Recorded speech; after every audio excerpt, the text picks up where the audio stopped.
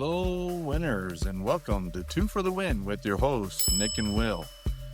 Have you ever wondered about what it's like to visit Sydney, Australia? Well, if so, I have some information for you today. Nick and I do that you may find interesting about planning your dream vacation to Sydney. Speaking of dream vacations, I want to give a shout out to Nick Menard and Associate with Dream Vacations for sponsoring today's episode. And please be sure to subscribe, share, and follow Two for the Win on your favorite platform. Happy Wanderlust Wednesday, Nick. Hello, Will. Hello, winners. So, 2 weeks ago, we talked about the first leg of my trip to New Zealand. And then I actually was in that part of the world because we have an office in Sydney, Australia. And so spent some time with the team there, which was phenomenal. But thought we'd chat a little bit about Sydney. But any high-level thoughts about Sydney before we dive into some of that experience? Same as I said 2 weeks ago, like this part of the world, it's a part that intrigues me. And I really want to experience it myself, again, through the eyes of my clients. And, I can see more and more about what's all about. And it's, it makes me want to go even more. So I don't know if it's the same for you winners, but for me, it's really interesting to hear perspective and like experience from other people. And that's how usually it guides me to where I want to go next. And definitely that part of the world. And I would definitely combine also Australia and New Zealand if possible, because of the flight. It's economical to do it both together. And it's also easier because you have like, I think 3-hour flight between the two or more. Yeah. So it's like going to Dallas from Florida. So it's perfectly fine. But I cannot wait for you to share. I know you share some of your trip with me already, but I cannot wait for you to share more in depth about your experience, because 2 weeks ago we had a lot of great feedback from our winners. So I'm excited about this now. Thank you. Yeah. And unlike New Zealand, which that was the first time I had been there, I had been to Sydney once before. So this was actually the second time going to Sydney.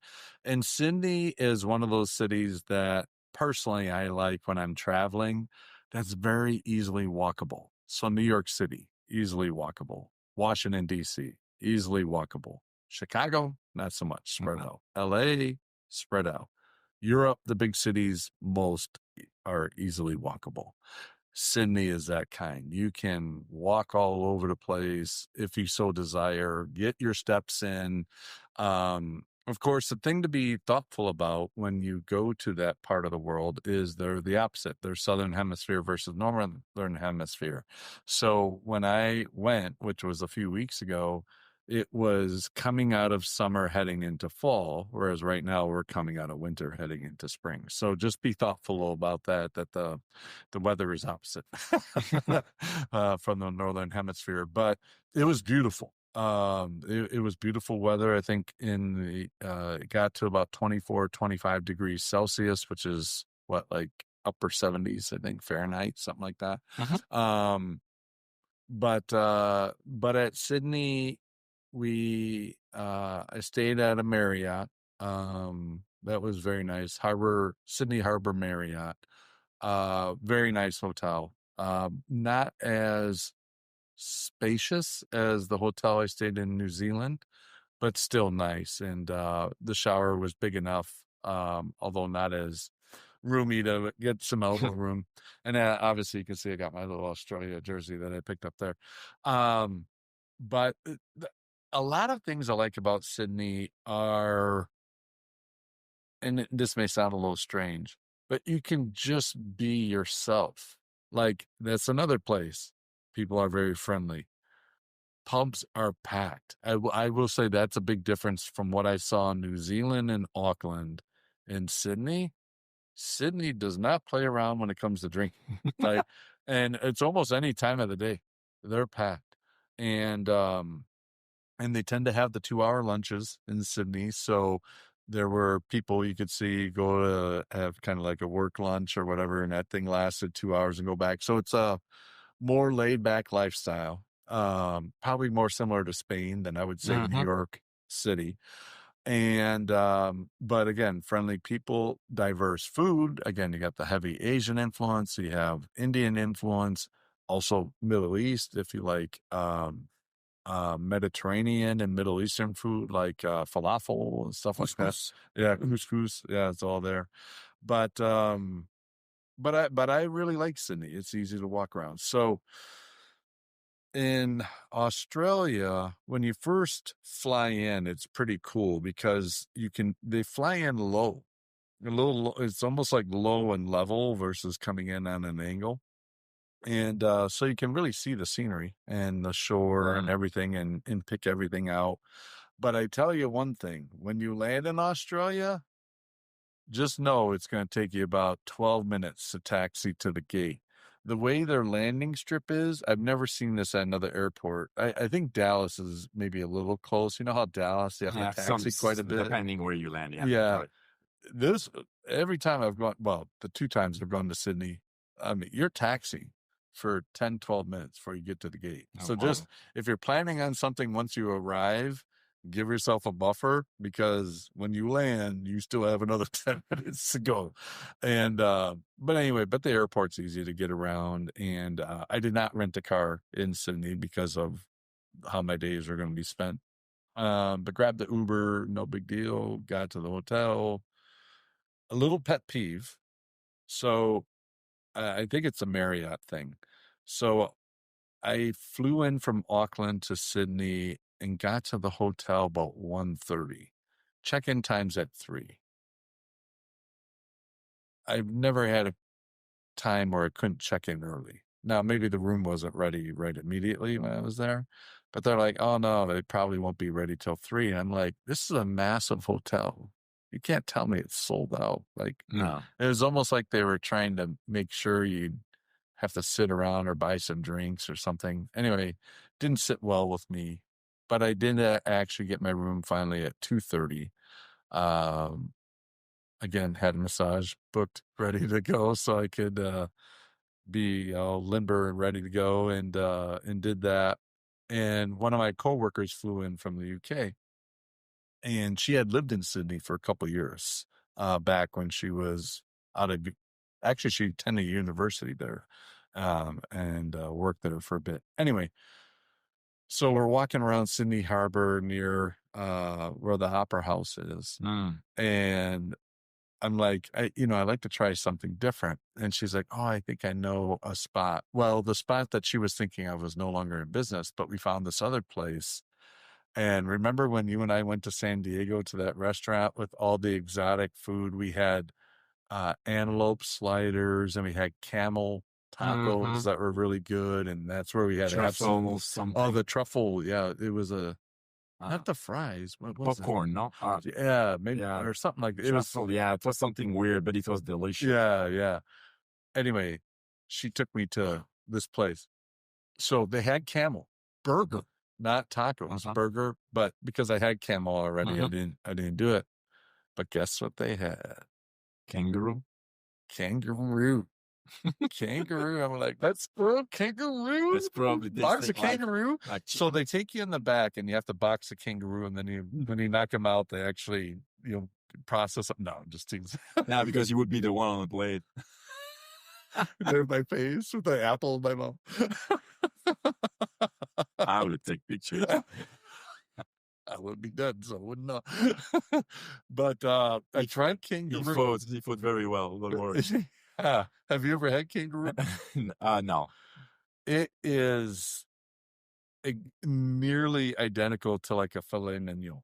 Like, wow. So they have 3, at least the way they served it at this place, 3 like little mini filet mignons. So not quite as thick and not as round, almost oval, like, but thick. And you get 3 pieces. And if you didn't know, it looked just like steak. And they give you a sauce. And, and we got for an appetizer bone marrow. Oh, I love that. You don't like it? I think, you know what, I didn't do it right. So they bring out the bone and you scoop it, and you usually scoop it on bread, right? I think I didn't spread it enough. So it was almost like a little too jelly consistency, lumpy. And I'm like, ooh, that texture, But I think it was because if I would have spread it out more, it would have been, yeah. So I had bone marrow, the appetizer. Then they bring out the kangaroo. And of course, the first piece I taste without any sauce. I didn't. There's it does have a. I don't have the most sensitive palate. So if winter you have a very sensitive palate, it might seem quite a bit different to you than what steak was. It did not seem that much different. I could tell a slight different taste. Um, but I usually get my steaks medium rare, and that's how they serve it. So it was a little chewy, but not bad. I enjoyed it, and I was full when I was done eating it. But I would highly recommend kangaroo, and they're mean. People don't know they look like they're like all nice and stuff, but they're a mean animal. So I enjoyed everybody. Oh my God, look at you here. Well, when you sent me that, I was like, yeah, I was kind of sad Yeah, for the animal. yeah. No, I'm kidding. No, But yeah, I thought it was gonna be like chicken, no, it's like steak. but it's like steak. Okay, Yeah, very that's good. much like Learn steak and like something. filet mignon in particular or ribeye, something like that. But would definitely recommend it. If you like the taste of steak, you probably like kangaroo. And any specialty drinks that you had in Sydney in particular that you recommend or winners? Well, I'll have to I'll put the name of the place in the description because I can't recall it off the top of my mind, but it was that place that was like a pseudo speakeasy. Oh, So we went to this place and it's in downtown Sydney, and you literally walk in. It's almost like you're walking into an apartment building, and you start going up these stairs, and it's almost like, remember when we did the Saw mm, in experience Vegas, the escape room? It wasn't. It was kind of like that. Like it looked like shady. bad stuff was going to be happening, right? And I'm like, where the heck are they taking me? But I've learned with speakeasies, you got to be Uh-huh. just wait. So anyway, we walk up these flights of stairs, and oh, I take that back. I'm sorry, we did take an elevator. So we had to walk some stairs, then we take an elevator, then you go up, and we get out and we turn left, and it's almost like they got this like electrical box and something else. And I'm like, and there's one little sign, and sure enough, you open it up and amazing. Just you walk into it like the Mhm. speakeasy. We've been into this lately. Just an awesome vibe, kind of that rustic 20s feel. Whole wall filled with bottles from all over the place. Just a massive bar behind them with everything. And I was like, oh, sweet. But no, we actually keep walking. You walk up the stairs, and this is where it's a little different than a normal speakeasy. And it opens up to a rooftop bar.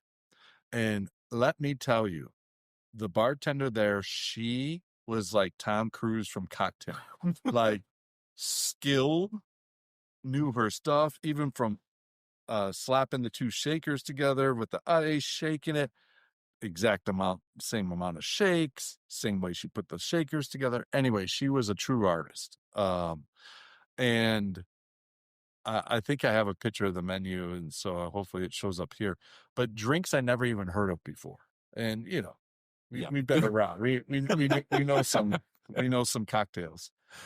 These cocktails never heard of before. Exotic flavors, absolutely freaking delicious, and just amazing. And so we're sitting out there, you're overlooking downtown Sydney, looking at this true professional bartender, like mixologist. And the thing is, these drinks, each one of these drinks, I don't think a single one had less than 6 ingredients. So we gave her the order, and there was 4 of us. And then there was some other people at order. She lined up 6 drinks, and she's mixing all of them from memory with, and they were all 6 different. That's a talent. I mean, that's hard Oh, to yeah. know that. And I told her, I said, hey, this is amazing. She's like, well, you don't understand. I've been working here for so long. But I'm like, still, to keep 6 different drinks. And it wasn't like they just had one page of drinks. Yeah. Like they had a boatload of pages of drinks, of these specialty drinks. Anyway, the last drink I decided to get, I won't say how many I had, but they were pricey because Sydney is a little more Yeah. expensive. So you got to account for that versus New Zealand. But I'm I'm like, I'm kind of torn between these. She's like, get the pina colada. I'm like, a pina colada? I can get a pina colada anywhere. She's like, no, it's a special one. I'm like, all right, since you said it, I'll do it. And Hmm. um, she comes out with a book and it says Mark Twain on it. And I'm like, oh, I I know remember. I it. remember. Open it up and there's a flask. So she makes the core essence of the drink. And then the alcohol is in the flask and you pour it in there and drink. But just a tremendous experience. And Wow. then after that, I think a lot of people were going their own way. Well, guess what they have in Sydney? Casino. Casino. This one's called the Star Casino, and so massive place. It's a resort and casino, so lodging and stuff, kind of like what you'd find on the strip. And huge place and great. And so I walk, but you have to walk a bit. It's probably a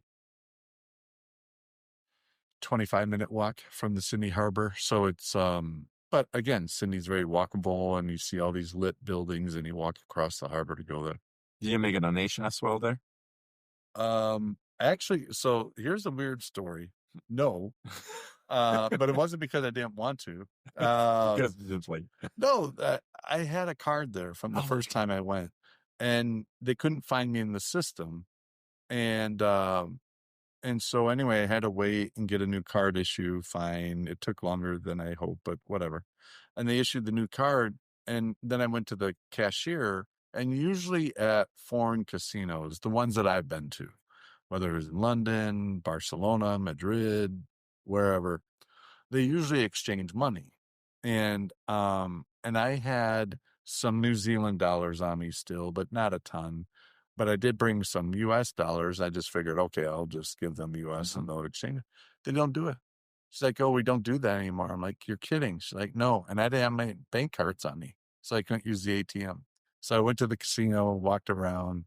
Um, but I couldn't really do a whole heck of a lot, unfortunately, on that one. Mm. So probably better. Probably, Yeah, you save yourself some money. yeah. All right. So I like that. So you mentioned a little bit about the hotel, about the experience of the speakeasy, what you had, like the kind of food you ate and cocktails, and then walking to the casino. Anything particular for people who never been to Sydney and just saw the harbor on TV because it's very famous. Everybody know how Sydney look like. I mean, the downtown area. Anything particular that you think people would love to see, or maybe don't expect it? They have a very large park similar to Central Park Okay. in New York, that you can walk through. And it's interesting in this one section of the park, they had this old building that was dismantled. Mm. And it was like pieces of this old stone building just scattered about in the grassy area, but it was deliberate. Like they took it from somewhere else. And I took a picture, it might be shown here, where 1923 and it Mm. was engraved into the stone. But definitely there's a ton of food. Um, Sydney also has some really nice areas that you can take a ferry, and the way they do their ferries is very organized and easy to figure it out. And they have multiple ones going, and you can just by near the Sydney Harbor or the Opera House, they have all these ferries going, and then you can take a ferry and go to other parts of Sydney. Um, the first time I went, I didn't do it this past time, but the first time I went, one of our teammates lived out in that area and knew of a restaurant. So we took this like 35-minute ferry ride and went to this restaurant. It was absolutely gorgeous because you're looking then back Mm. to the harbor and you're seeing the opera house and everything and the skyline. They have a lot of skyscrapers and very big, which is cool. Again, the pub scene is vibrant. I have yet to walk by any pub like establishment. Empty. Yeah, or just seeing like one or two people. Like there's multiple people, um, which is cool. But I did this time decide when in Rome, so I went and saw my first opera. There we go. And so bought tickets for this. Why not see an opera at the Sydney Opera I House, mean, right? yeah, You that's see the so first. famous. Hmm. So the Opera House itself, it's hard to tell, but it's actually a composition of multiple buildings. It's not just one building. All those little like cone-shaped things are kind of staggered about. And I went to the Joan Sutherland Theater, and I had gotten like a champagne and charcuterie board as part of the deal, so having drinks, and then you go in, they give you your program or whatever, and sit down. I bought good seats. I figured if I'm going to do this, I'm going to do Hmm. this right. But really good seats, and it was my coworker and I who Hmm. went. And the thing that surprised me pleasantly, like I expected the acoustics to be great, and they were. I expected the voices to be amazing, and they were. What I didn't expect is I know most operas are in Italian, Hmm. so I expected that, but I didn't expect they would have a digital screen above the stage and it translated it. So I actually knew what they were saying. I was assuming I would just have to go off the feeling of Hmm. what they were trying to extol and uh, do it. Um, but no, they had it there. They had an intermission, one intermission, and it was the last show of this show that's been running for 2 years. So it was the last night. So when they were done, I came out, big applause, came out multiple times. But I was surprised how much I enjoyed it. Like I knew I would like it, Hmm. but I actually really did enjoy it. Not surprised. A lot of time when we're thinking like, I know you would not go home and say, "Oh, let's put opera on," or like. But I understand that. For me, I never been to an opera, but I've been to Broadway shows, and it's not something that I'm normally interested in. But when I went to in Times Square, I loved it. I loved it. I went to see Wicked like Oh, okay.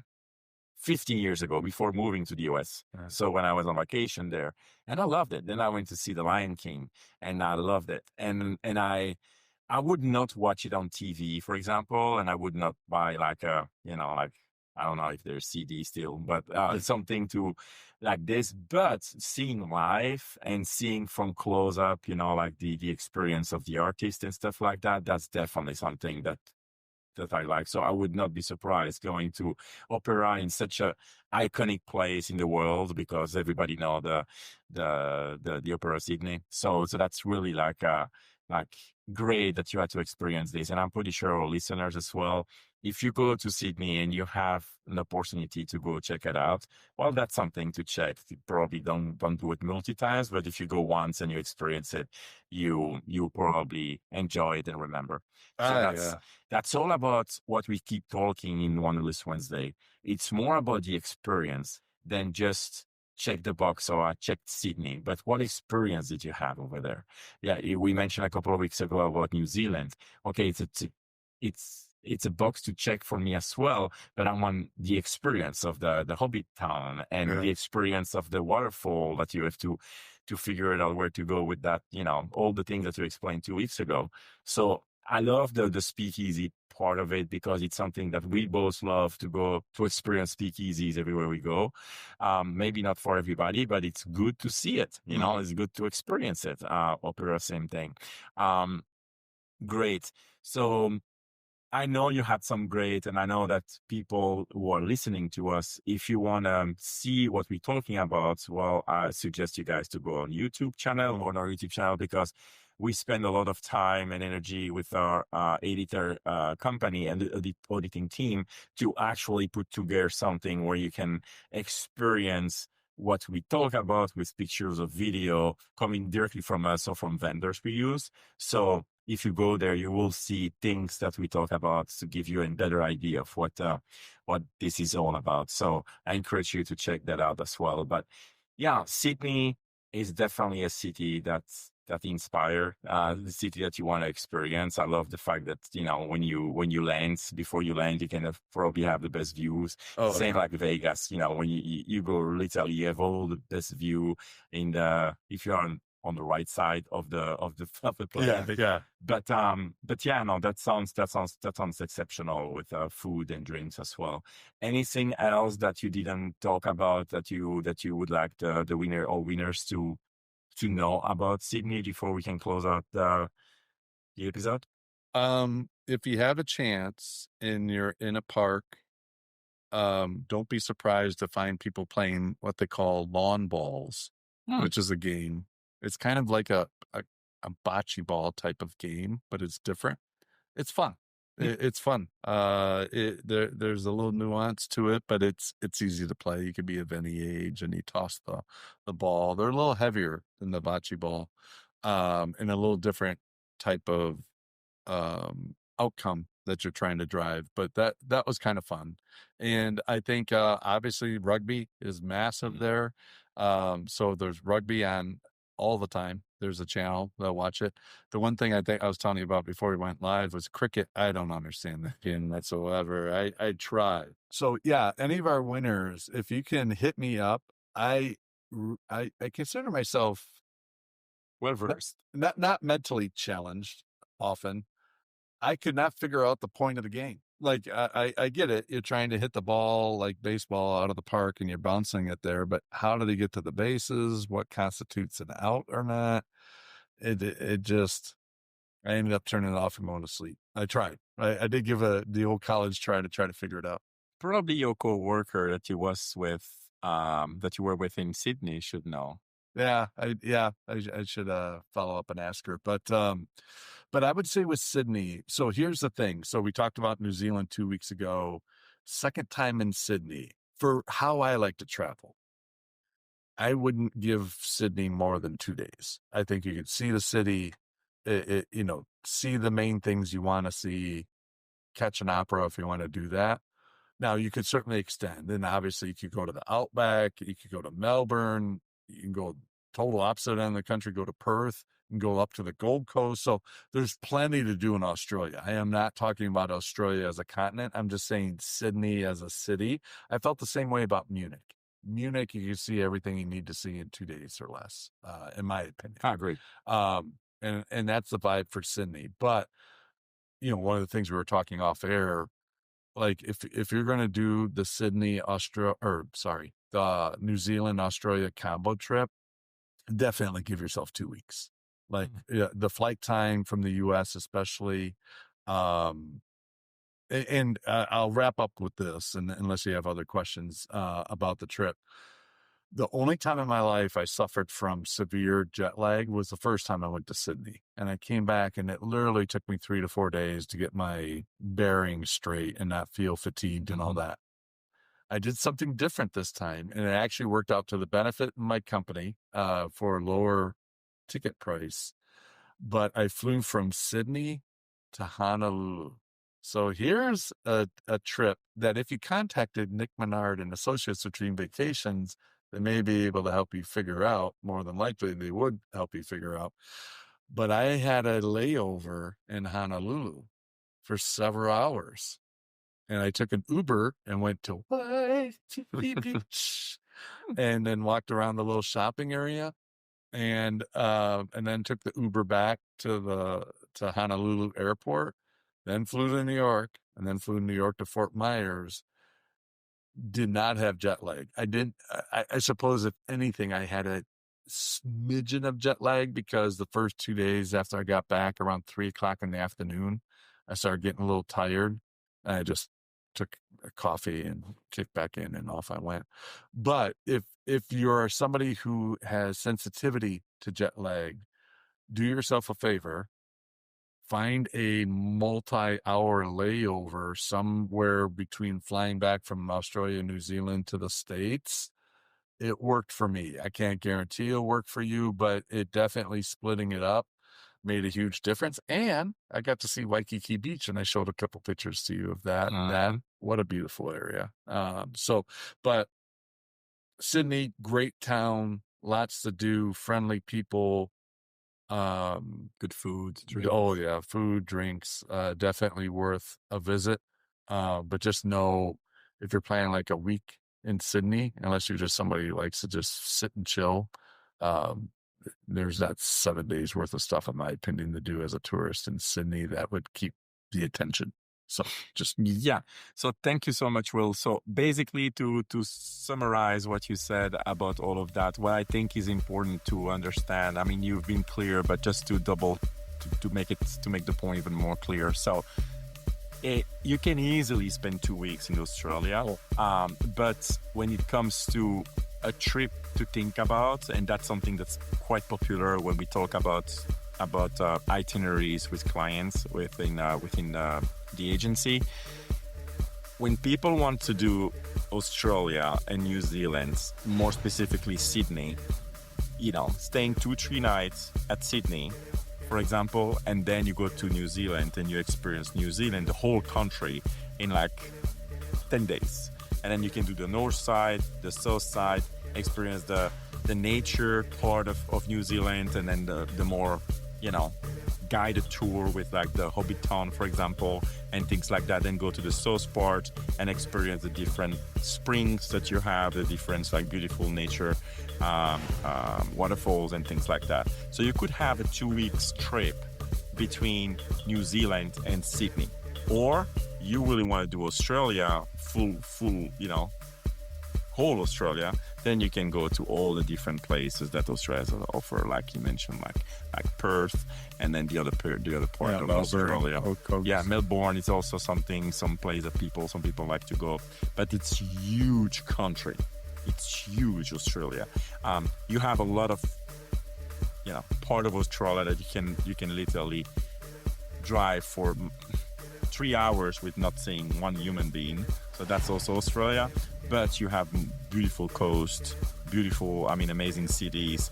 People are so usually very laid back and good people, fun to be around. So that's a fun part of the world, like all that part is amazing. But there are a lot of combinations that you can think of, and that's the point here to bring home. But thank you so much, Will, again, for sharing your experience. I love that.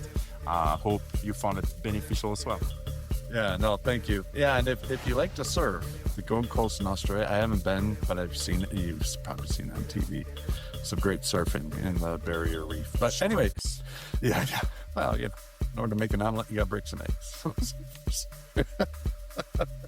All right, winners, that'll wrap up this episode of Wanderlust Wednesday. Have a destination you would like to get our thoughts on, please email it to us or make a comment on the social media, and we will be sure to do an episode and give you a shout out on that. But in the interim, thanks again to Nick Menard and Associates of Dream Vacations for sponsoring today's episode. Please be sure to subscribe, share, and follow 2 for the Win on your favorite platform. And that'll wrap up this edition of Wanderlust Wednesday. Take care, winners. My winners.